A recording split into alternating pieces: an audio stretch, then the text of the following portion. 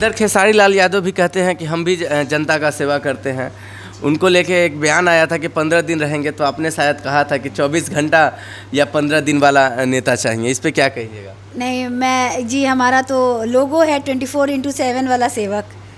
ये तो बस यही कहूँगी कि 24/7 छपरा की जनता जानती है कि किसी भी टाइम आप आते हैं राखी गुप्ता के दरवाजे पे, तो कभी काल ही होता है कि किसी वजह से अगर मैं घर में नहीं हूँ, अगर मैं घर में नहीं भी रहती हूँ, तब भी जो लड़के हैं, जो हमारे टीम के लड़के हैं, वो बैठते हैं और हमेशा जो पीछे का दरवाज़ा है वो हमेशा खुला रहता है और जो भी जनता चाहे वो आके मिल सकती है।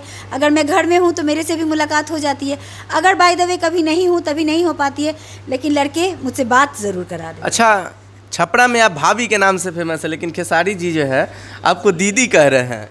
वो अपनी अपनी भावनाएं हैं, वो बोलने में क्या है।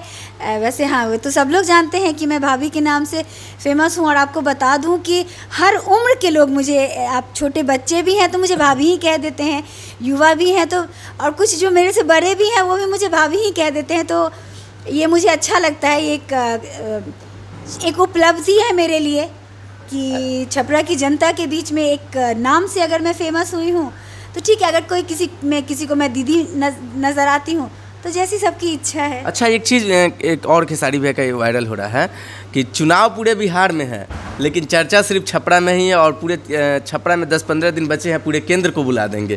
क्या लगता है कि चुनाव जो है खेसारी लाल यादव ही के वजह से चर्चा में आ रही है छपरा? अब चर्चा में क्यों आ रही है, कैसे आ रही है, हो सकता है कि राखी गुप्ता के टिकट कटने की वजह से चर्चा में हो, तो ये तो मैं नहीं कह सकती, क्योंकि जनता है आपको बताएगी। मैं या देखिए कोई प्रत्याशी क्या बता सकता है, आपको जनता बताएगी कि क्यों चर्चा में है। अच्छा, टिकट कटने की सवाल आपने किया तो इस पर मैं एक चीज़ पूछना चाहता हूँ। टिकट नहीं मिली है तो इसकी वजह से थोड़ा सा राखी गुप्ता को असर हुई है कि नहीं चुनाव पे? नहीं, राखी गुप्ता को इस बात से कोई असर नहीं पड़ा है, क्योंकि राखी गुप्ता जब मेयर का चुनाव लड़ी थी तब राखी गुप्ता किसी टिकट मतलब पार्टी बेसिस पे टिकट के सिंबल पे नहीं लड़ी थी। तब एक बहुमत जो मिला था राखी गुप्ता को, आप लोग भी जानते हैं कि बिहार में दूसरे नंबर पे आई थी, तो उस वक्त टिकट या कोई सिंबल राखी गुप्ता के साथ नहीं था। और उसके पहले से और बाद भी जब राखी गुप्ता काम करती रही तो बिना पार्टी को ज्वाइन किए काफ़ी दिनों तक की, पार्टी तो काफ़ी दिनों के बाद राखी गुप्ता ने ज्वाइन किया था। हाँ, मेरे हस्बैंड थे पार्टी में, मैंने ज्वाइन नहीं किया था। तो मैं जनता से यही बोलूँगी कि पहले जब राखी गुप्ता काम करती थी तो क्या पार्टी के बेसिस पे करती थी? नहीं ना। तो अभी भी वैसे ही हैं आपके बीच, जैसे पहले थी आपकी भाभी के रूप में, आज भी वैसे ही हैं। अच्छा, एक और क्वेश्चन है कि मोदी जी छपरा बिहार कितने बार आ चुके हैं? खेसारी लाल कह रहे हैं कि पहली बार आ रहे हैं। नहीं, इस पे मैं कोई टिप्पणी नहीं करूँगी। ये बड़े बड़े नेताओं की बात है, उनको जब मन करे, उनका क्षेत्र है, उनका देश है, उनका शहर है, उनका जब आना चाहें ये अलग सी बात है। मैं बहुत बहुत स्वागत करती हूँ हमारे क्षेत्र में उनका।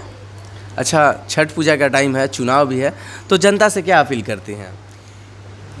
जनता से तो सबसे पहले यही कहूँगी कि आपके घर की बहू, आपके घर की बेटी राखी गुप्ता EVM संख्या 9 पे, गैस का चूल्हा छाप पे आप लोग हिम्मत बढ़ाइए राखी गुप्ता का।